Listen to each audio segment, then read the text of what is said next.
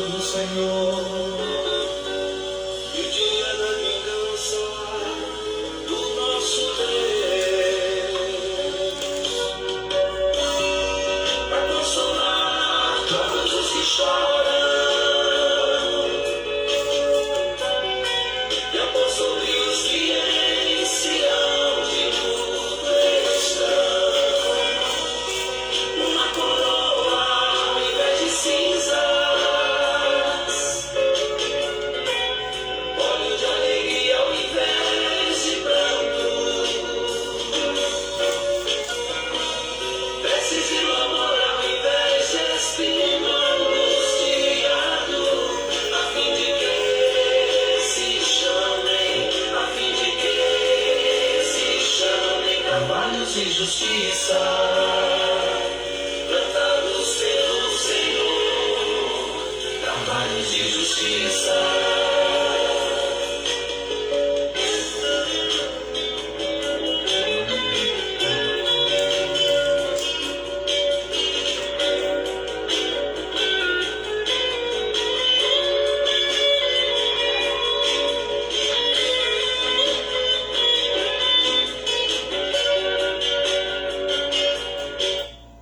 Bom dia a todos, né? A paz do Senhor Jesus Cristo.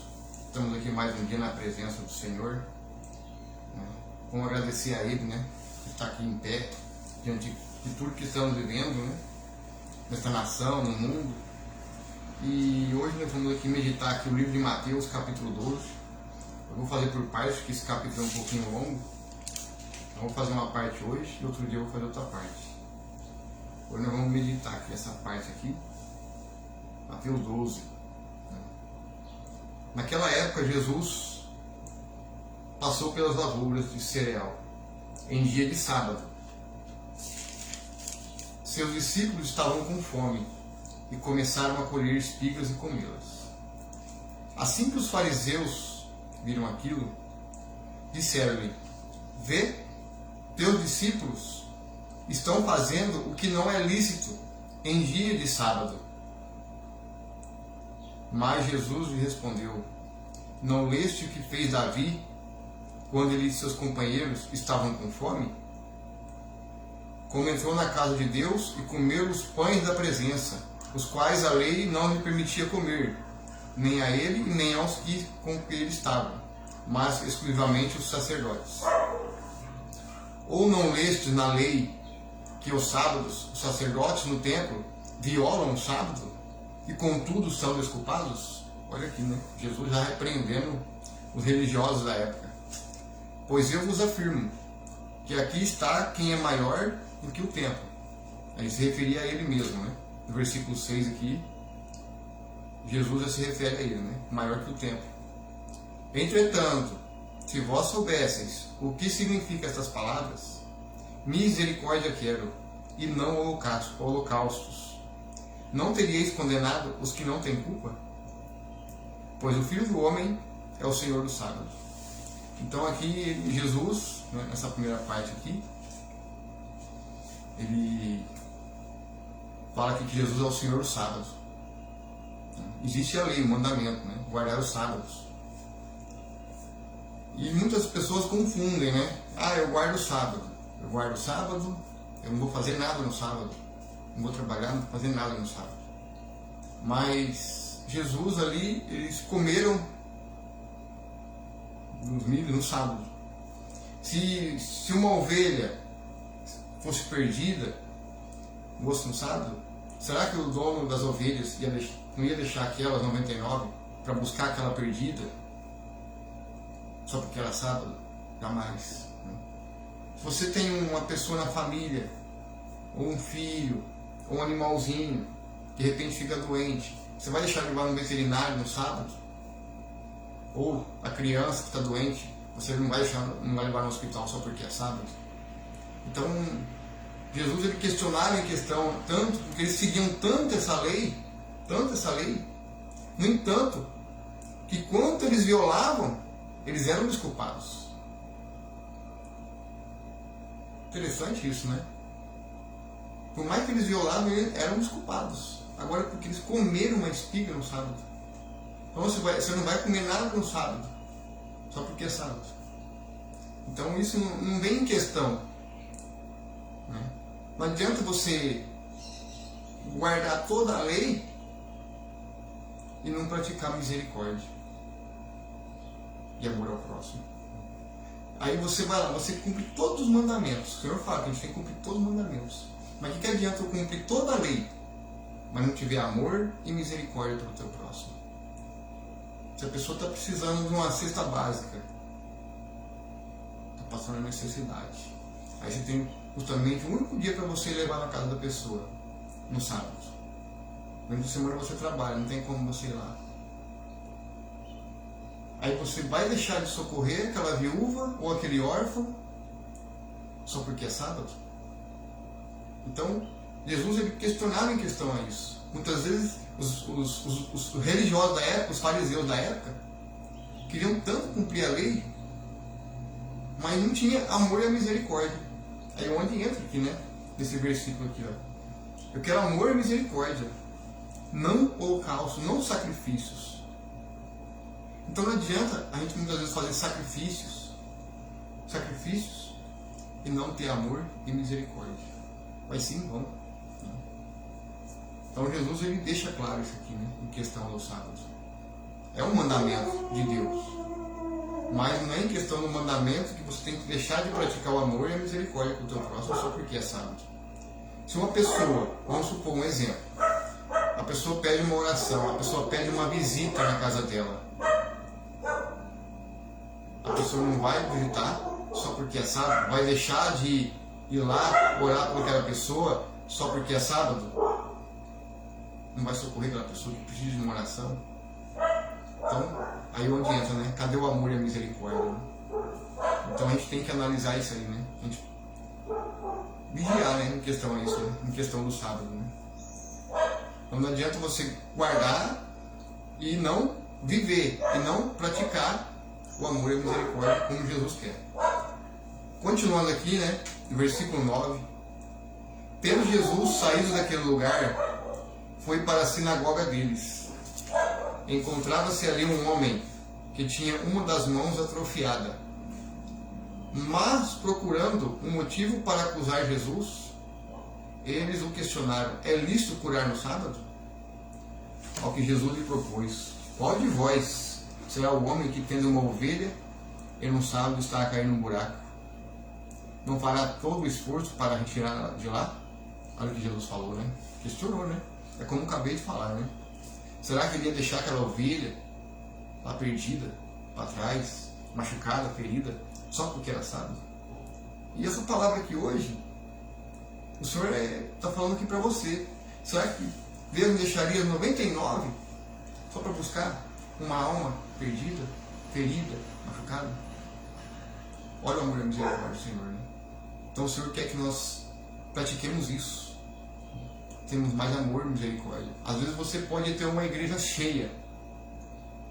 Talvez a pessoa tenha lá uma pessoa que tem um ministério, que tem um templo, que tem lá sua comunidade cristã com várias pessoas. Será que ele não vai deixar aquelas ali para buscar uma que está perdida? E o Senhor quer isso hoje. Quer buscar as ovelhas de Israel, as ovelhas que estão dispersas entre as nações. As ovelhas que se perderam, as ovelhas que foram maltratadas, que não foram cuidadas pelos maus pastores. Não vamos generalizar que são todos, mas tem muitos maus pastores que muitas vezes não vão visitar as ovelhas. Não vão visitar. Não cuidam das ovelhas. A pessoa às vezes liga: o pastor fulano lá não vem na minha casa. Ontem, né, uma pessoa aqui que estava ouvindo a pregação de rua, esse dia, ela falou: senhor irmão, você não vai lá dar uma visita? Sim, eu falei: vamos sim, vamos lá. Eu converso com os irmãos, se quiser cultuar, a gente pode se organizar, né? Na casa mesmo aqui, ou na casa de alguém, a gente faz um estudo bíblico aprofundado. Ela falou: você não vai lá? Eu falei: vamos sim, por que não? Então a gente, não adianta lá, é a mesma coisa, lá prego na rua. Prega na rua. Você prega o evangelho. Sim, é para despertar, né? Porque as almas estão lá na rua. Não tem muitas almas perdidas.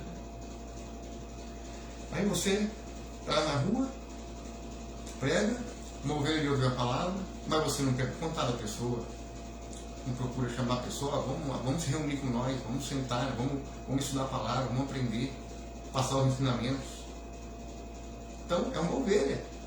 Então não adianta você às vezes lançar a palavra, a semente, e não acolher aquela ovelha para aprender a minha palavra, estudar a palavra, meditar a palavra. Então isso que o Senhor quer. Que a gente tenha amor e misericórdia pelas almas. O Senhor não quer eu guardo a lei, eu guardo todos os mandamentos, mas não tem amor e misericórdia. Temos que ter mais amor do que mais misericórdia pelo nosso próximo. É assim que o Senhor quer. Então, continuando aqui, assim sendo, quanto mais vale uma pessoa do que uma ovelha, por isso é lícito fazer o bem no sábado. Então dirigiu-se ao homem e disse: estende tua mão. E ele estendeu e ela foi restaurada, ficando sã como a outra. Diante disso saíram os fariseus e começaram a conspirar contra Jesus, como poderiam matar. Você vê que Jesus já passava perseguição pelos próprios religiosos, né?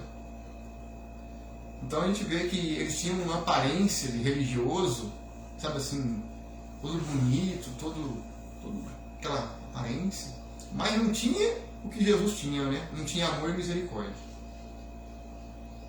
Tinha aparência, bonito, tinha tudo assim, mas faltava o quê? Amor e misericórdia. Continuando aqui. Mas Jesus, sabendo disso, afastou-se daquele lugar. Uma multidão o seguiu, e a todos ele curou. Contudo os advertiu, para que não divulgassem as suas obras. Ao acontecer isso, cumpriu-se o que fora dito pelo profeta Isaías: eis o meu servo que escolhi, o meu amado, em quem tenho alegria. Farei repousar sobre ele o meu espírito, e ele anunciará a justiça às nações. Não contenderá, nem gritará, nem se ouvirá nas ruas a sua voz. Não esmagará a cana rachada, nem apagará o pavio que fumega, até que faça vencer a justiça. Em seu nome os gentios colocarão sua esperança. Então, aqui o Senhor fala, né? O próprio Deus falando, né? O servo amado, o braço de Yahvé. Se você for lá em Isaías 53, lá fala, no braço do Senhor. O servo escolhido de Deus, né? Se fez homem no meio de nós, tornou carne, tornou semelhante a nós, para nos salvar, né? Para buscar o pecador. Então você vê aqui que uma profecia que se cumpriu, né? Diz pelo profeta Isaías. E foi através de Jesus, com o Espírito Santo, através do batismo, através de João, o Espírito Santo repousou sobre o seu servo. E ele anunciaria o reino de Deus. O reino de Deus, sua justiça. É isso que o Senhor quer para nós hoje. Que a gente preguemos o reino de Deus e a sua justiça, levando justiça às nações, pregando o reino. Muitas pessoas às vezes frequentam os templos, frequentam as igrejas e fica sentado no banco. Vão lá, participam do culto, aí participam do culto, eu vou todo domingo, eu vou todo sábado, eu vou tal dia, eu participo do culto. Tá, tudo bem, é importante estar em comunhão, estar congregando, né, adorando o Senhor, mas e o reino de Deus? Será que as pessoas estão pregando o reino de Deus para outras pessoas, os vizinhos, os parentes, os familiares, os colegas de trabalho, falando da volta de Jesus, falando do reino de Deus? Será que está pregando a justiça? É isso que o Senhor quer. A gente prega o reino. Prega. Porque tem muitas almas precisando. Tem muitas ovelhas que estão afastadas, dispersas. Então, quando você prega nas ruas, ou na casa de alguém que precisa de uma palavra, você está levando ali o reino, né? Você está pregando a palavra de Deus, você está pregando a justiça. Não só o reino, mas a justiça. E no fim dos tempos agora, o Senhor virá como um leão. Ele veio como um cordeiro. Ele veio para buscar os pecadores, para resgatar. E ele no final virá como um leão, como justiça. Deus primeiro vai fazer a justiça. Antes da volta dele, vai ter um juízo sobre a terra. A gente já está vendo aí os sinais. Né? O calor fora do comum, altas temperaturas fora do normal. Isso aí já é um sinal que Jesus está voltando. Então ele deixaria sinais. Então ele vai mandar juízo para que o povo se arrependa dos seus pecados. Que o povo se conserte diante de Deus. Que o povo se conserte e se arrependa. Que busque o Senhor enquanto está fora. Então Deus vai mandar mesmo, vai mandar calor, né, fora do normal, vai ter ciclones, sinais, a terra gemendo. Então o Senhor ele vai deixar, ele deixa os sinais. Ou seja, ele está dando sinais para o povo se arrepender. Porque ele vai vir. Ele vai vir para buscar a sua igreja. O dia e a hora a gente não pode falar, né? Porque a gente não sabe, né? Mas Deus deixa os sinais. Então a gente tem que estar preparados. Temos que estar vigilantes, atentos ao que está acontecendo no mundo, né? Na geopolítica. Então temos que estar vigilantes do que está acontecendo, né? E tomar cuidado com a mídia, né? Que a televisão também nem tudo fala, né? Algumas coisas falam, mas nem tudo, né? Muitas coisas eles escondem. Né? Procure fontes na internet, né? Das coisas que estão acontecendo. Você vai achar muitas informações aí. Muitas informações que estão acontecendo no mundo. Que nem Israel, que está sendo construído o terceiro templo, sendo preparado, né? Para sentar ao anticristo. Então, o apóstolo Paulo fala que antes da volta de Jesus, né, manifestaria o iníquo, né, teria apostasia e o iníquo se manifestaria. Então, é tempo do povo se consertar diante de Deus, se consertar diante do Senhor, se preparar para o grande dia, para o grande dia, para você ser levado, ser guardado. Amém? Então a gente é tempo que o povo se analisar a si mesmo, né? Olhar para si mesmo. Cada um, né? A mim também, certo? Para mim também é a palavra. Né? Cada um analise a si mesmo. Para a gente estar atentos, preparados para o grande dia. E não ser pego de surpresa, né? Não ser pego de surpresa. Porque o Senhor vira primeiro, antes da volta dele, vai vir com a justiça dele. Vai vir com o juízo sobre a terra. Vai mandar juízo, ou seja, justiça, né? Os reis, as nações, os governantes estão praticando injustiça. A gente vê aí essa agenda que eles estão criando para a redução populacional. Né? Isso é uma obra de justiça, isso é maldade, né? Isso é maldade com o ser humano, com o próximo. Né? Então eles estão fazendo todo esse caos aí, criando todo esse caos para trazer uma ordem, né? O próprio sistema ele cria. Para poder eles falar que eles é eles que são a solução para o mundo, né? Sempre é tipo assim, né? Como se o homem fosse a solução, né? Você lembra que todos os governos humanos têm falhas, né? Mas o único governo justo e fiel é de Jesus, né? Então a gente tem que vigiar também no fim dos tempos, porque o anticristo, o enganador, ele também vai ter um tempo de paz, segurança e prosperidade. Só que é onde entra o engano, né? Aí é onde entra a marca, a besta, onde vai exigir adoração. Porque o anticristo ele vai exigir, né? Jesus ele fala que quando ele chamava as pessoas para o reino dele, para seguir ele não obrigava ninguém a seguir ele. Ele fala, aquele que quiser me seguir, tome sua cruz e siga-me. Tome sua cruz e siga-me. Cada um tomava sua cruz e o seguia, né? Aquele que ia pregando, as pessoas iam se arrependendo, se convertendo, as pessoas aí formavam outras comunidades, começavam a pregar o evangelho também, e assim a igreja foi crescendo, né? A igreja de Cristo. Não estou falando aqui a igreja romana, a igreja fulana, a igreja de Cristo, ou seja, o reino de Deus, né? Pregar o reino. Esse é o propósito, né? Da palavra. A gente prega o evangelho a toda criatura e todos chegam ao pleno conhecimento. E aí a gente vê aqui no versículo 21, né? Que ele fala que em seu nome gentios colocarão sua esperança. Então a nossa esperança Nós, que somos gentios, temos que colocar a esperança em Cristo, não em homens. Não espere que o homem vai mudar a sua vida, a sua situação. A palavra de Deus deixa bem claro, né? Maldito o homem que confia no homem. O Senhor deixa bem claro em questão a isso. Então você vê que o político, né? Toda vez quando ele entra, ele faz uma promessa, conta um monte de mentira, depois quando vai fazer não faz nem a metade. Todos eles. Não importa se é da direita, se é da esquerda, se é do centrão, não importa que partido que seja. É tudo mesma falácia, né? Eles só falam bonito, mas depois não cumprem. Falam bonito, mas não cumprem realmente conforme a palavra. Infelizmente, né? É sempre assim, né? É só mentira. E isso a gente sabe quem que é o mentiroso nessa história, né?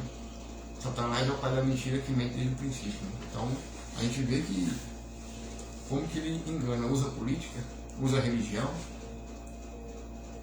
Também. Quantas religiões existem hoje?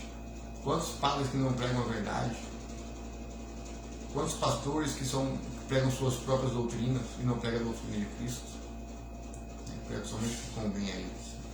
Em vez de ganhar almas por reino, tá levando gente pro lago de fogo. Né? Então, a gente não tem que confiar em homens. E interessante que o anticristo, ele é o número de um homem, né? Lá fala em Apocalipse 3, no número da besta. Ele também vai fazer, né? Então, um homem aí vai aparecer, vai trazer solução para o mundo, vai falar que é o cara, e ele vai se dizer ser Deus. Então, ele vai querer ser como Deus, mas não tem nada de Deus. João 14:30 fala, né? Deus fala para os discípulos: eu vou para o Pai, mas o príncipe que virá não tem nada de mim. Ou seja, que é o príncipe deste mundo, né? Já está condenado.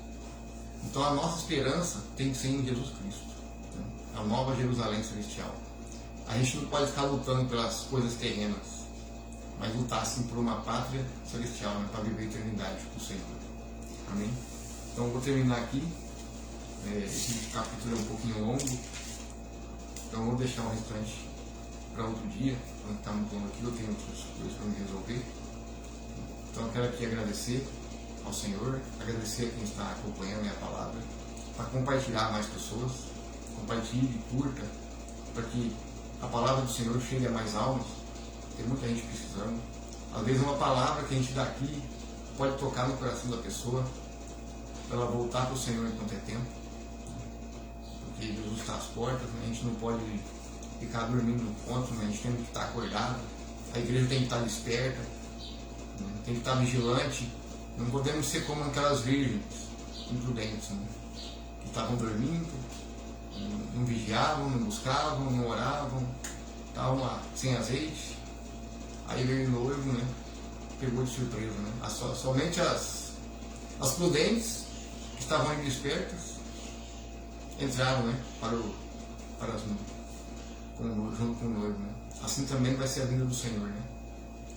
Muitos vão estar percebidos, desatentos, dormindo, né? E infelizmente aí é onde é pego de surpresa e fica para trás, né? E os que estão acordados vão lá, né? Participar do banquete, né? Das bodas do cordeiro, né?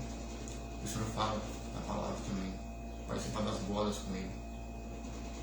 Então a gente fiquemos vigilantes, acordados, espertos, né? Procure ler as escrituras, procure estar acompanhando.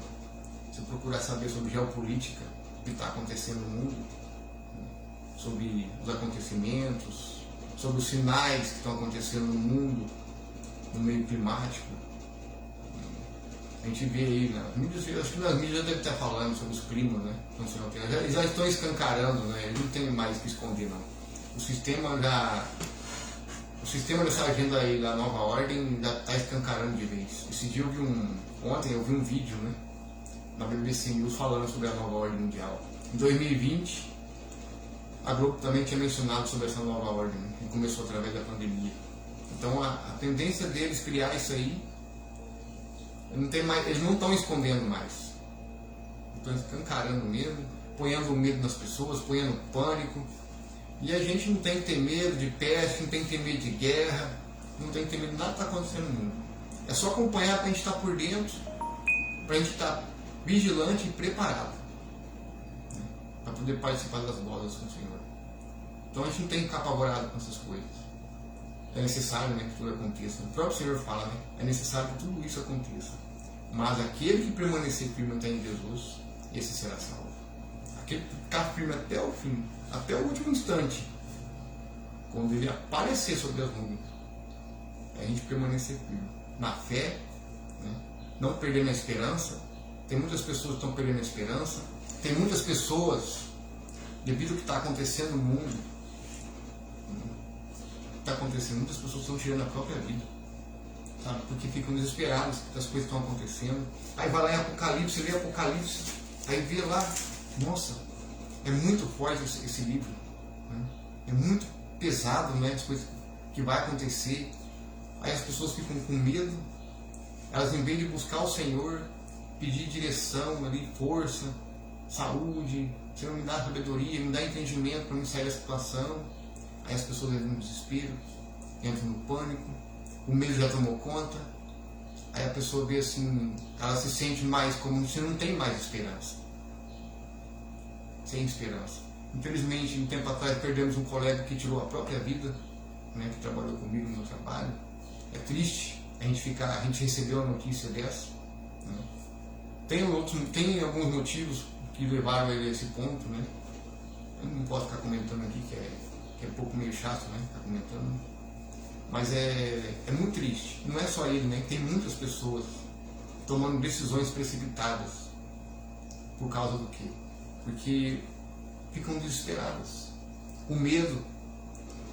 Então, por quê? Porque o sistema ele faz isso. O sistema ele quer colocar medo nas pessoas, colocar pânico.